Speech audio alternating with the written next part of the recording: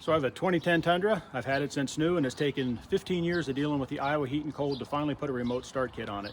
And the one I chose is from StartX. They're very highly rated and very affordable, and they work with your factory key fob. You just got to press the lock button 3 times.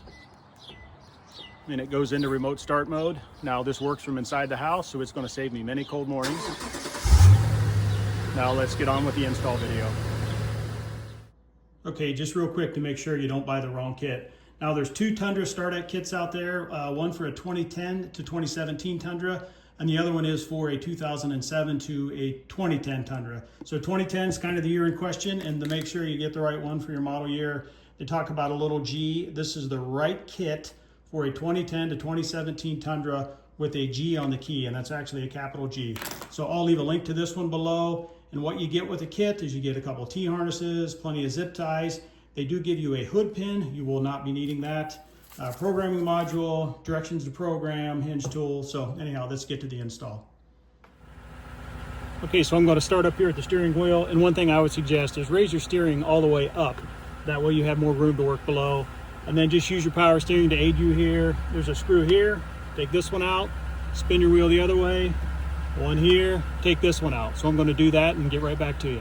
So I have the screws removed from the steering wheel. Now I'm going to start removing some trim panels. The first one is right here. It just pops off.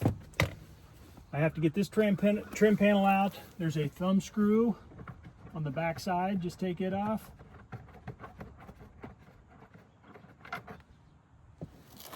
You need to lift this one out.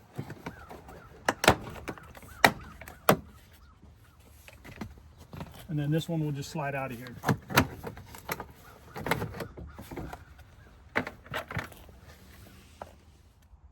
Okay, now with those panels removed, I now have access to these 10mm bolts. There's 2 of them, one here and one on the other side. So I will remove those and be right back with you. Now with those bolts removed, I can just pop this lower panel off.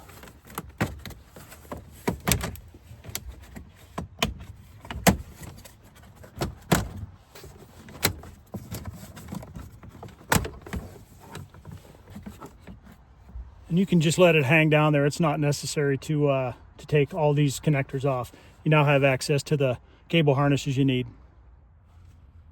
Now the next thing that I'm going to do is pop the OBD connector out.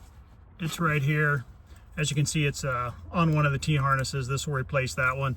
And it's very simple. All you need to do is depress the tab on one side here and it'll slide right out.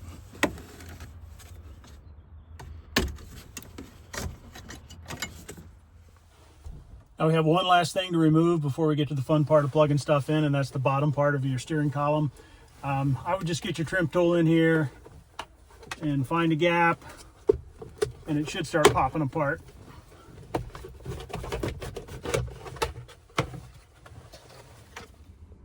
Okay, so it's time to start plugging the new harnesses in, and the one I'm going to start with is the connector right back here behind the keyhole. Now, this is the harness, and this connector here will actually go into the slot that connector is currently in. And the way you get that out is there's a tab on it. You push that tab down while you pull this out. And what I'm going to do is I don't know if you'll be able to see it when I get up in there, but I'm going to stick the screwdriver right here, and then I'll be able to push on those tabs to get that out.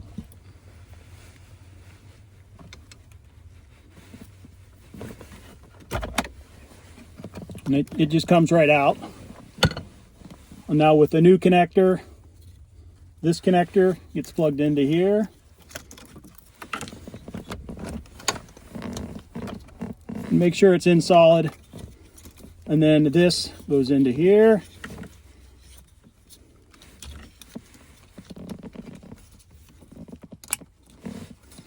Now what you need to do now is there's a ground wire. I'm going to connect that to this bolt right here. I'm going to take the bolt head out, and then I'm going to put the grounding loop between the head and the washer. That way it gets a good ground. And then this end, I'm going to route down through towards, above my emergency brake, because this gets plugged into the control module, and that's where I'm going to locate that at. And then of course you just need to take some of those zip ties and tie this up nice and neat so it's out of the way when you put your steering cover column back on. So for this next harness, it's kind of a spider web. You might want to take a few minutes to get it sorted out. Now this real long cable goes clear to the other side of your dash over to your TPMS sensor. So I'm going to stick it down through here now to get it behind this frame rail such that it's ready to go. And on the other end, these all go to the control module, these small connectors. I believe this is a BCM module connector. Same with this one.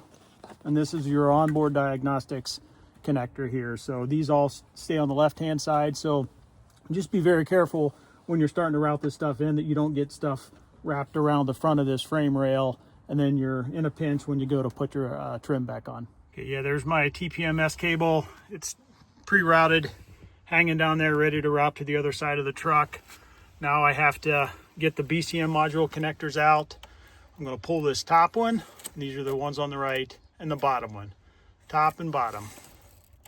Okay, so they're both out. They just have the push tabs on them. They slide right out, top and bottom. And then on the cable harness here, yeah, basically there's two of them. They just plug, just like up on the ignition, plug one into each side and plug them back in.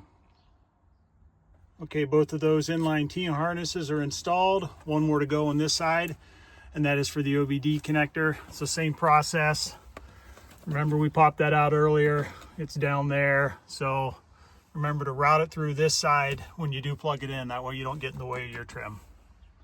All right, I got the OBD T harness installed. And then all that's left on this side is, you know, these go into the control module. And this is the connector that came up down from the ignition. Now all I need to do is get the cable for the tire pressure monitor sensor routed to the other side of the truck because it's underneath of the glove box. So I'm just going to stick a stiff wire through here and pull that through. Okay, I'm on the other side of the truck. Now the TPMS connector is up underneath the glove box here, and this cover needs to be removed. You know, it just sits right here, and to remove it, there's just 4 slots on the bottom. Here's how the tabs look. So basically you got to get your screwdriver up in there and get it wedged up in here and then push this back. It's a little bit of a fiddling around, but you'll get it figured out. And here's the wire I'm going to push through there to get the TPMS sensor pulled through.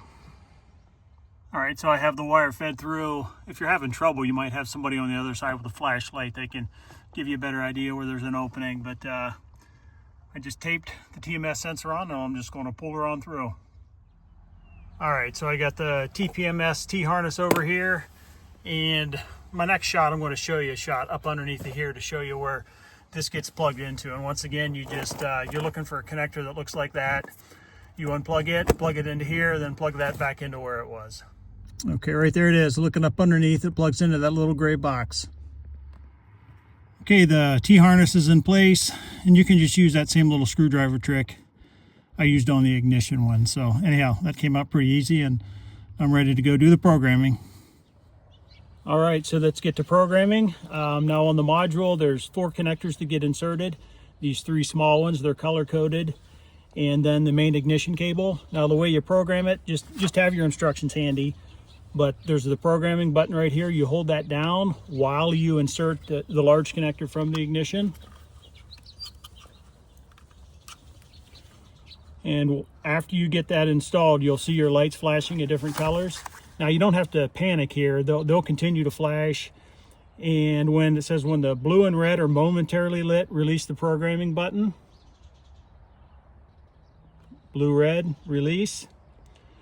Then it says insert the remaining connectors. I'm going to finish installing that one.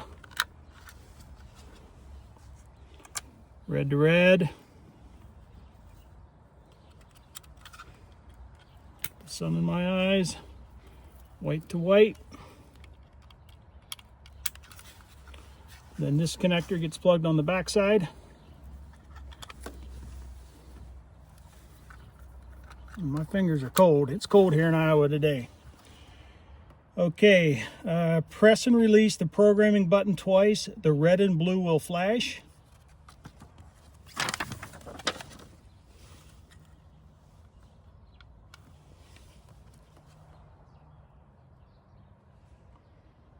Insert and turn the key to on run.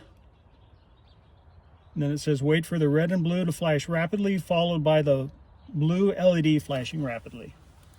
And of course, run, you know, accessory, then run. So second click.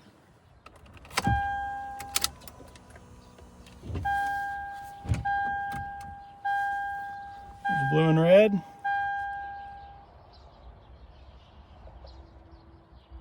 And there's blue. So I believe I'm done. Let me turn the key off. It should be fully programmed.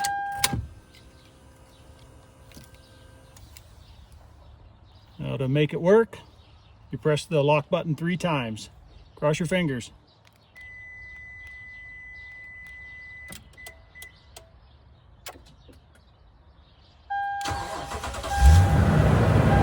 Awesome, no more cold mornings for me. Now I'll get this continued to put back together and go over the full operation of this. Okay, just a quick demo here. Of course, to start the truck, you press lock 3 times. Now this works for the normal range of your fob, so basically what I'm looking forward to is to being able to start the truck in the morning, you know, before I go out to work. Now when you come out to the truck, of course you need to unlock it. Now if I would press the brake right now, the truck will shut off. So what you need to do is insert your key, turn it to the on position. Now I can touch the brake, put the truck in gear, and I'm out of remote start mode. So anyhow, hope you enjoyed the video. Once again, links in the description. Thank you very much.